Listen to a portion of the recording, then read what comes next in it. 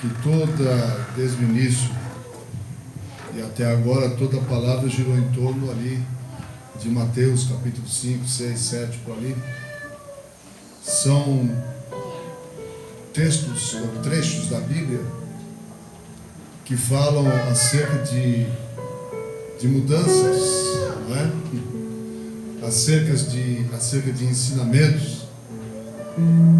E eu vou seguir esse mesmo fio, esta mesma linha de palavra nesta noite. Primeiro porque eu já havia meditado no que a gente iria falar nessa noite, e aí houve a confirmação através daquilo que os irmãos falaram também antes de mim.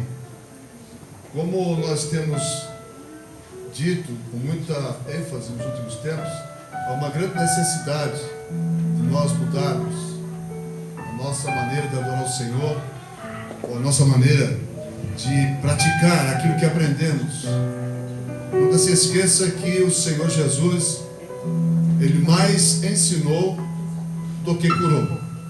Jesus ensinou, Jesus pregou, Jesus também curou, mas Ele mais ensinou do que objetivamente curou as pessoas. Isso mostra a grande necessidade que nós temos de aprender do Senhor. É muito gostoso a gente participar de um culto em que o pregador, ou o líder, ou o dirigente do culto, ou alguém assim, é usado pelo Espírito Santo e profetiza, e pula, e revela. Eu gosto muito disso, acho muito interessante também isso, porque isso é a manifestação do Espírito Santo. Mas, irmãos, o culto pentecostal, embora seja um culto alegre, um culto eminentemente festivo, não é?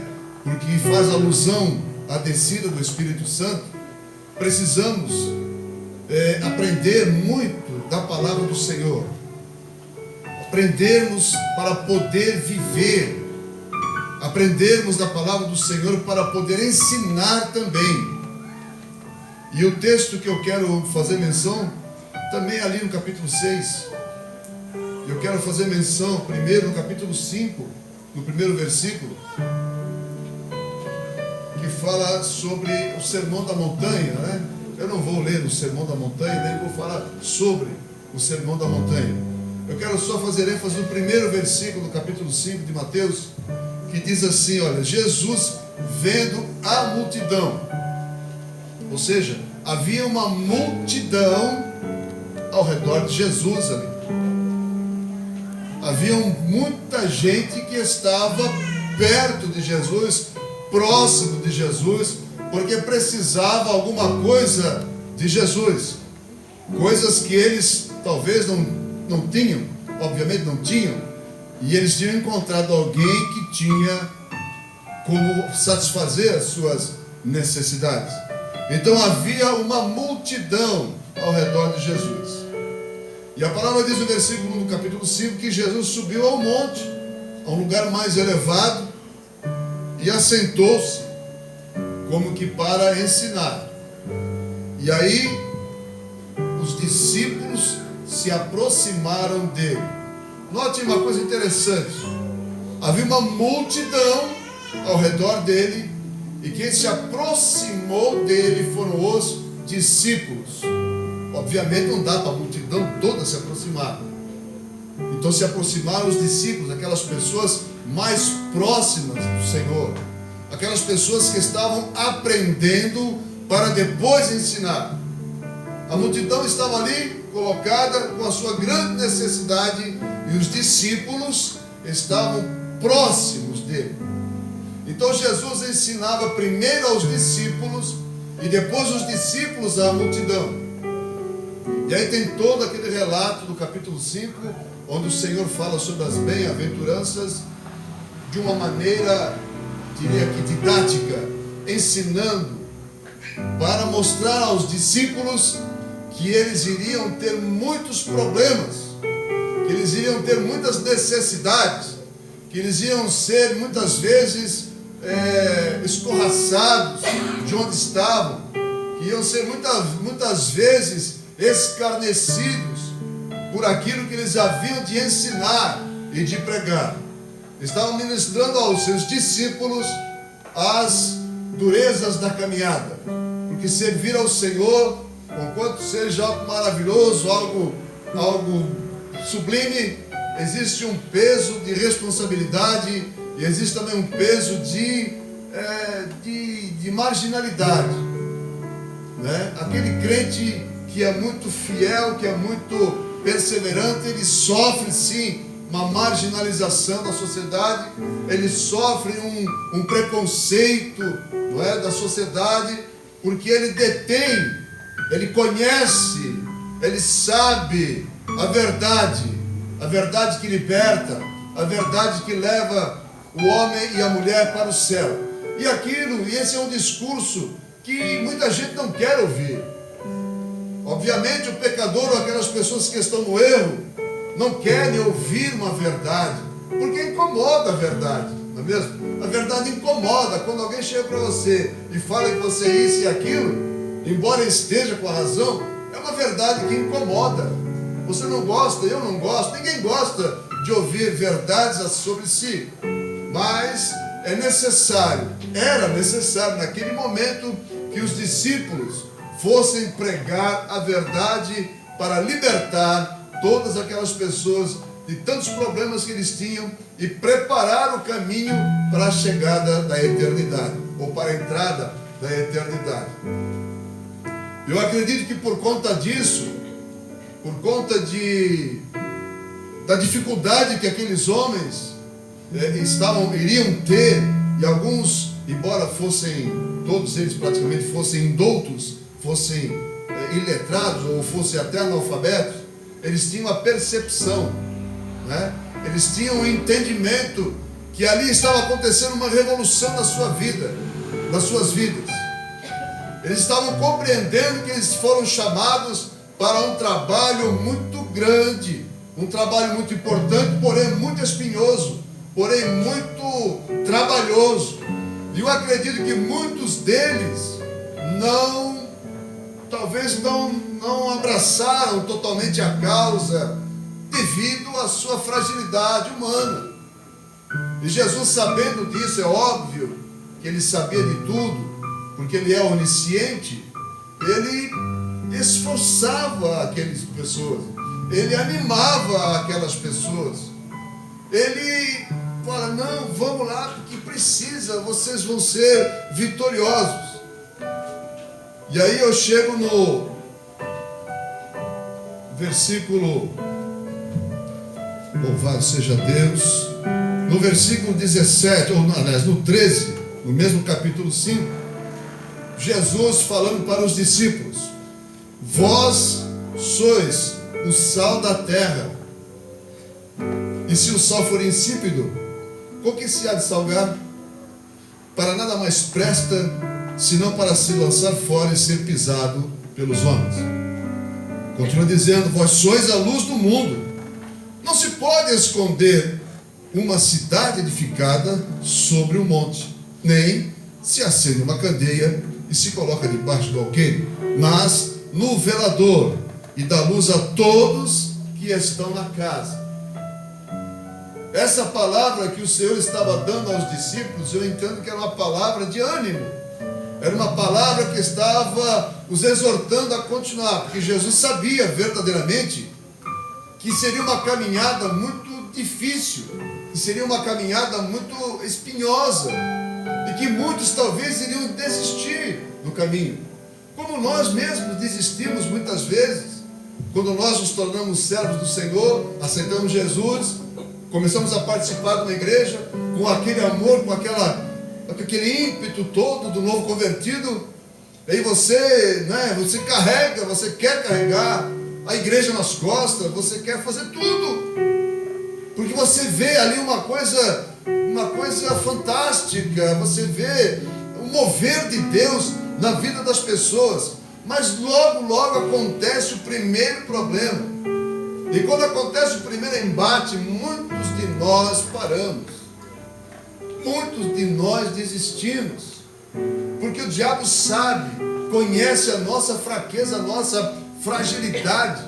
E ele vai justamente nos atacar naquilo que nós somos frágeis, naquilo que nós somos fracos, que é a nossa fé, que é o nosso eu, o nosso conforto, a nossa vontade de estar bem. Não é? Todo mundo tem vontade de estar bem.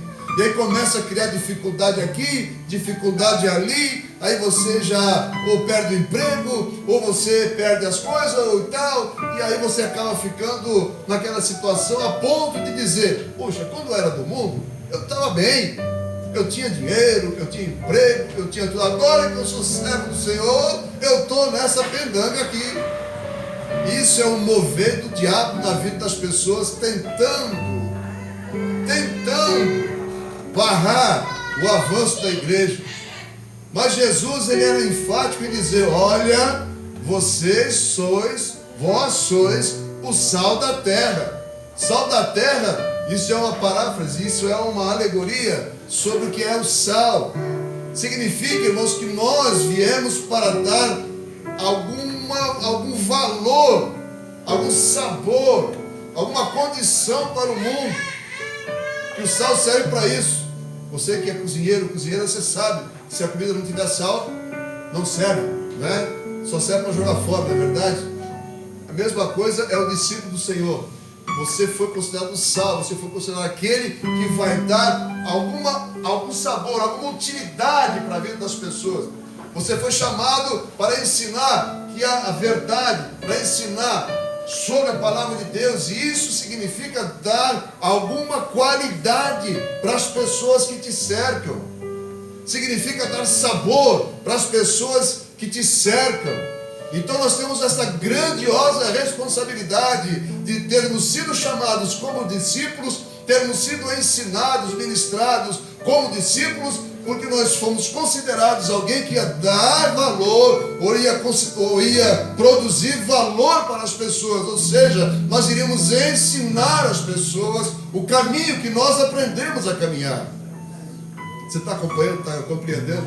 Essa, irmão, é a grande função, a grande finalidade do discípulo, não da multidão. A multidão é alguém que há de ser ensinada pelo discípulo. E nós aqui nesta noite estamos como multidão ou como discípulo? Nós estamos como discípulo, porque nós estamos aqui para aprender do Senhor, para aprender da palavra do Senhor. Embora tenham pessoas que não tenham muita, vou dizer, compromisso, né? Não é bem a palavra, mas não tem talvez aquela intimidade, não é? Ou aquela facilidade, ou tem acanhamento, ou eu não consigo aprender, eu não consigo. Irmão, você não consegue aprender porque você não quer. Você é tímido porque você não quer mudar a tua timidez. Você fica com essa desculpa, que eu acho isso como uma desculpa, você acaba se acomodando, você acaba criando uma zona de conforto, onde está bom para você vir na casa do Senhor, participar do culto, ser um crente fiel, ser um crente obediente, mas você não passa disso. E Jesus, irmãos, quer mais de mim, quer mais de você. Nós precisamos dar frutos, irmãos.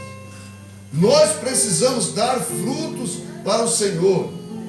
Irmãos, e não é só a gente, eu tenho que fazer um curso teológico, eu tenho que estudar teologia. Não, absolutamente não é necessário. É bom sim para você aprender, mas isso não é fundamental não. Você tem que ter a palavra do Senhor gravada no teu coração de uma forma que isso produza algo em você, que ministre, que ensine as pessoas, uma transformação. E aí de novo entra a palavra mudança, entra de novo a palavra transformação. A palavra de Deus tem que entrar na tua vida com um poder de transformar a tua vida, a ponto de você ensinar o teu procedimento. A própria Bíblia diz que muitos são ganhos pelo procedimento do seu companheiro. Já ouviu falar isso? Já não leu na Bíblia isso? É dessa maneira, irmão. Então nós temos que assimilar a palavra do Senhor, temos que procurar conhecer a palavra do Senhor de uma forma tal que mude o meu procedimento, que mude a minha maneira de agir, diante do Senhor. A palavra diz que, em João 8,31, que o Senhor Jesus falando que sereis meus discípulos se permanecerdes na minha palavra. Ou seja, para eu ser discípulo do Senhor, eu tenho que estar na palavra do Senhor, eu tenho que andar pela palavra do Senhor, eu tenho que obedecer a palavra do Senhor. Você entende? Eu tenho que cumprir os mandamentos do Senhor, eu tenho que ser mais do que o mundo, eu tenho que ser, digamos assim, melhor do que o mundo. O mundo faz muita coisa boa, não faz muita caridade, né? Acontece uma catástrofe aí, aqui, ali, lá, aí o povo se junta e tal, e faz aquele mover todo, e manda comida, e manda um monte de coisa. Então os ímpios fazem também caridade, né? Os ímpios também têm condições de fazer caridade.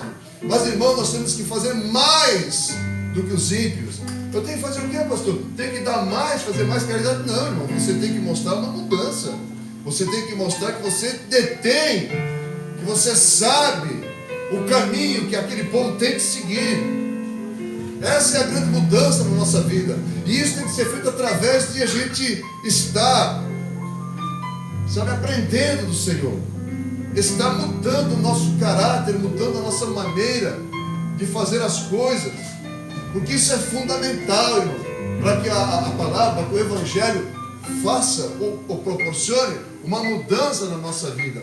Do jeito que nós estamos, não conseguimos, não. Do jeito que nós estamos, não conseguimos, não.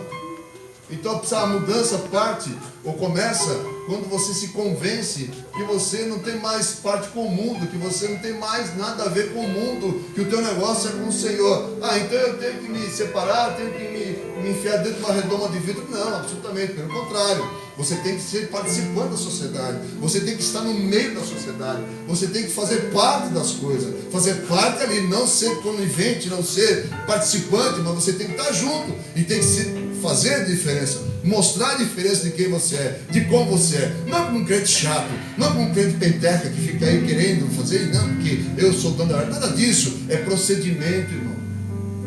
Você lembra do Salmo 1? É não se assentar na roda dos escarnecedores, por exemplo, né? Isso é a grande mudança, a grande diferença, o grande diferencial que nós podemos fazer para o mundo, que podemos fazer para o mundo. Outra grande mudança que precisa ter na nossa vida, que está em João 13:35 também, onde Jesus insiste em dizer: olha, vocês serão meus discípulos se vos amardes uns aos outros. Essa também é uma grande mudança que precisa acontecer na nossa vida. Mas eu amo, porque Jesus mandou ensinar a amar. Irmãos, né? Você ama tecnicamente, né? Você ama de acordo com o manual, não é verdade? Mas se você for mesmo ver, não ama do jeito que tem que amar. Porque quem ama o outro, ou quem ama o seu irmão, não faz muitas coisas que fazemos, né? Eu não quero aqui relacionar as coisas que muita gente faz, porque as pessoas sabem do que eu estou falando. Há uma necessidade fundamental, irmão, de a gente amar o nosso irmão, mas amar de uma forma restrita, amar de uma forma, sabe, que não sobre, que não falte nada, irmão. Amar incondicionalmente. Amar significa, irmão, você perdoar e perdoar, esquecendo tudo mesmo, não se lembrar mais do que aconteceu. Amar significa você não se juntar com alguém e ficar ali apontando os defeitos de A e de B. Amar significa respeitar a fé do irmão. Amar significa você tolerar, muitas vezes, a mania do teu irmão. Vamos dizer assim, as manias do teu irmão, não é verdade? Porque, queira ou não queira, sempre temos manias. Cada um tem a sua mania. Um tem a mania de um jeito, outro tem a mania de outro, né? É uma característica da pessoa. E olha, glória a Deus por isso. Já a pessoa, se fosse todo mundo igual, ia ser muito chato, né? Todo mundo igualzinho, igual, né? Uma produção em série assim, ia ser muito chato. Então, por isso que Deus permitiu. Um é um pouquinho chato aqui, outro é um pouquinho chato ali, um é mais alegre ali, outro mais, sabe? Então, essa mudança, ou essa diversidade, é importante para o trato da comunhão. E até porque Jesus fala assim, olha, você tem que amar o teu irmão do jeito que ele é. Do jeito que ele é. Isso é uma grande prova, irmãos, de que há mudança na tua vida. Quando você consegue amar o teu irmão do jeito que ele é, chato assim mesmo, né? Quando você consegue amar o teu irmão daquele jeito mesmo, e você não sente aquela, né? Esse aqui lá vem ele. Quando você, irmão, quando você conseguir não desviar o caminho, quando você estiver vindo em encontro do irmão, já é uma grande mudança. Porque tem gente que muda de calçada, né? Quando vai vir o irmão, já vem o irmão lá, eu vou mudar você. Eu vou ver que eu não, acho que eu não vi, eu vou disfarçar, faz aquela cara de paisagem assim, e atravessa a rua. Ô irmão, você não me viu? Não, nem te vi, e viu, né? Quando você conseguir ficar na mesma calçada do teu irmão, né? E cumprimentá-lo. E tem crente que é uma piada, que é sem educação até, né? Chega nem cumprimenta, não é mesmo? Quando você chegar num lugar e não cumprimentar, é um mau sinal. Mas quando você chegar num lugar e cumprimentar todos, né, sem distinção, significa que você está começando uma mudança, uma transformação. E essas mudanças e essas transformações, elas são cruciais, são importantes, são fundamentais na vida do cristão. Eu não estou querendo aqui envergonhar ninguém, pelo amor de Deus, estou explicando, exemplificando como é que tem que ser feito. Eu sei disso porque nós já passamos por isso. Só para ilustrar um pouquinho rapidamente, a gente estava numa igreja aqui num tempo, há muito tempo atrás, igual, né? Aquele filme lá, uma época muito, muito distante. A igreja tinha duas portas, né? Duas portas, você entrava para a rua, então as pessoas entravam por aqui. Tinha gente que entrava pela porta de lá porque alguém estava nessa porta daqui. Percebe? Estava o irmão na porta de cá, o irmão vinha vindo e entrava pela porta de lá, que é para não cruzar com o irmão. Irmão, será que Jesus não viu isso, não? Será que Deus não viu essa tua... Não, vocês não estavam aqui naquela época, não, né? Mas será que Jesus não viu aquele procedimento? É claro que viu. E isso não são aquelas famosas mínimas coisas pelas quais nós seremos condenados. Mínimas coisas pelas quais nós seremos condenados. Então a grande mudança na nossa vida é isso, é mudança de atitude, mudança de caráter, amar o nosso próximo, obedecer ao Senhor. Isso são passos fundamentais para a gente crescer no Evangelho. O demais você vai aprendendo. Teologia, amar teologia, soteriologia, né? Hermenêutica, homilética. Isso tudo você vai aprendendo no teu crescimento ministerial. Isso é outra coisa, irmão. Mas o arroz com feijão está aqui. Em Mateus capítulo 5, 6 e 7. É o início, são os rudimentos da fé. É o que o Senhor Jesus ensinou. Pode observar, leia com atenção. Capítulo 5, 6 e 7 de Mateus, por exemplo. E você vai ver ali que ali está toda a base para você ter uma mudança, para você ser um cristão verdadeiro. E depois dali para frente, vai entrar em Atos dos Apóstolos, que você vê os apóstolos colocando em prática. Não é? O Evangelho ensina como Jesus ensinou. Jesus morreu, ressuscitou, subiu aos céus, acabou, começou os atos ou as atitudes dos apóstolos, onde quis colocar em ação aquilo que aprenderam de Jesus. Você percebeu como há uma coerência nisso? É isso que o Senhor quer de mim e de você, que nós aprendamos e que nós coloquemos em prática aquilo que aprendemos. Mas colocar em prática de verdade, não é de forma nominal. Ninguém foi chamado aqui para ser garoto propaganda de igreja, não, irmão. Você é servo do Senhor. Você tem que aprender do Senhor e colocar em ação aquilo que você aprendeu para que você possa, evidentemente, produzir frutos, que é isso que importa para o reino de Deus, que nós possamos produzir frutos. Eu só posso dizer para vocês que existe só um lugar para que você possa praticar essa mudança, ou exercitar essa mudança, ou começar a se convencer dessa mudança, que é a casa do Senhor. Ninguém consegue fazer isso sem estar em comunhão com a sua igreja. Ninguém consegue fazer isso sem estar em comunhão com o pastor, com o ministério da sua igreja. Ninguém consegue fazer isso só em casa, porque nós somos sociáveis. O Senhor, Deus, nos criou para sermos sociáveis, ou seja, vivemos em sociedade, vivemos em comunhão, e é na comunhão que eu aprendo as diferenças, as dificuldades, os problemas e como ensinar a mudar, ou como ensinar a contornar toda essa situação. Nós somos chamados, ou fomos chamados, discípulos do Senhor. E o discípulo tem que ser sal. E o discípulo tem que ser luz. Luz para quê? Para iluminar as trevas nas quais vivemos. Nós vivemos nas trevas, no meio das trevas. Não somos das trevas, mas estamos colocados no meio delas, para que a nossa luz possa espantar essas trevas. As trevas podemos chamar de pecado. Vivemos num mundo pecaminoso, não é verdade? Vivemos num mundo cheio de tantas coisas ruins, cercados, como diz a palavra, por uma tão grande multidão de testemunhas. E nós somos chamados para fazer a mudança disso, para fazermos a diferença sobre isso. Que você possa ser verdadeiramente luz para este mundo. E a luz, ela só é boa se ela tiver uma lamparina com azeite, né? Se ela tiver combustível para queimar. Você sabe o que é uma lamparina, né? Você que é das antigas sabe, né? Antigamente tinha muito disso, né? Lamparina. É aquele recipiente com querosene, né? Que tem um pavio, aí tem uma cápsula em cima chamada, esqueci o nome daquilo, você acende lá e aquilo dá uma claridade, né? Um mistério interessante aquilo. Aquele negócio queima e não consome. Parece a sarça lá do monte, né? O negócio não consome. Não consome porque está o combustível lá subindo.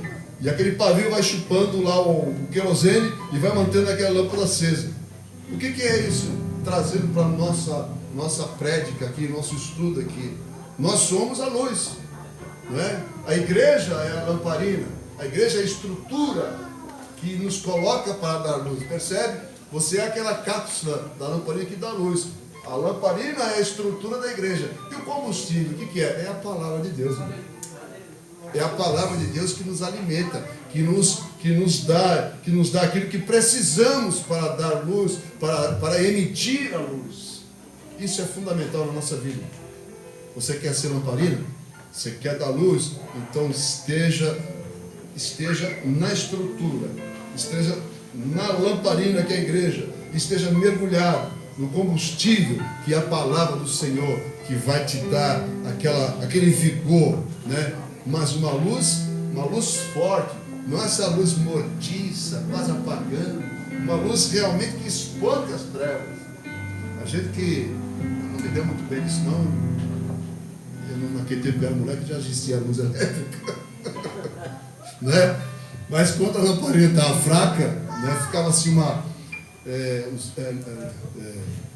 luz assim, uma luz fraquinha, dá aquela sombra, aquela coisa toda, né? Então quando está acabando ali o querosene, né? Então que você possa ser aquela lâmpada que ilumine mesmo, que você absorva a palavra do Senhor como um combustível forte, poderoso, que faça de você uma luz que vai verdadeiramente espantar as trevas.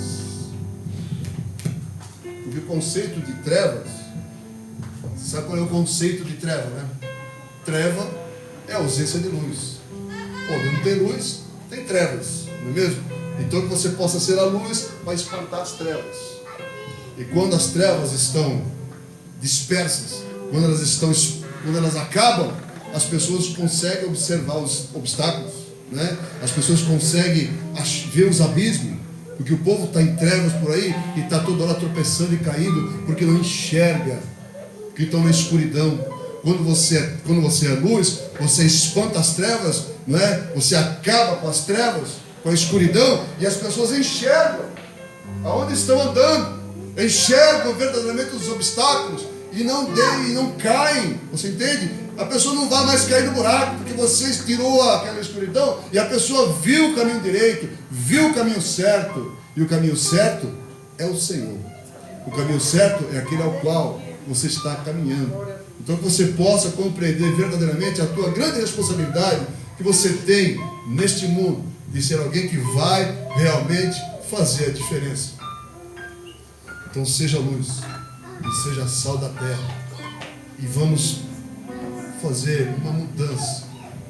promover uma mudança na nossa vida, para que o nome do Senhor venha ser glorificado de uma forma tremenda, de uma forma maravilhosa. Amém? Você recebe essa palavra, irmão? Em nome de Jesus, vamos dar uma salva de palmas para o Senhor.